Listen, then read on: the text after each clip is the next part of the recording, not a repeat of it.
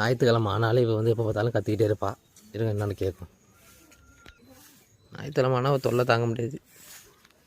ஏன் வாழ்வுன்னு கத்திட்டு கிடப்பேன் காலையில் அக்கம் பக்கம்லாம் தூங்குறதா இல்லை மூச்சிட்டு இருக்குதா? ஆடு வந்ததுன்னா இப்படிதான் தொண்டை அடிச்சுட்டு கத்துவீங்களா? மூணு அப்படியே அக்கம் பக்கம்லாம் யாரும் மனுஷன் தூங்க வேணாம். நீ மட்டும் தான் தூங்கி ஏஞ்சி வாழ்வுன்னு கத்துருது. காலையிலேயே என்ன தெரியும்?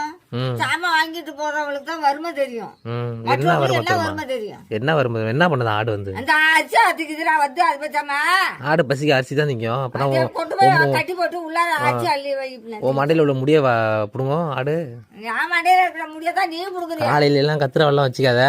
அப்படியே அமைதியா இரு. ஞாயிற்றுக்கிழமை அதுமா பொறுமையா இரு. போ அதோட வாயை முட்டு போ.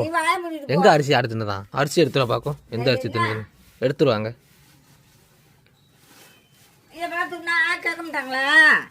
நல்லா தான் இருக்கு. எங்க தின்னு இருக்கு அரிசி? தீபாவளி அதிகமா இங்க பாரு. தீபாவளி அதிகமா வாயை மூடிட்டு கம்முன்னு இருக்கணும். ஏதாவது நீ பேசுற வேலை வச்சுக்கிட்ட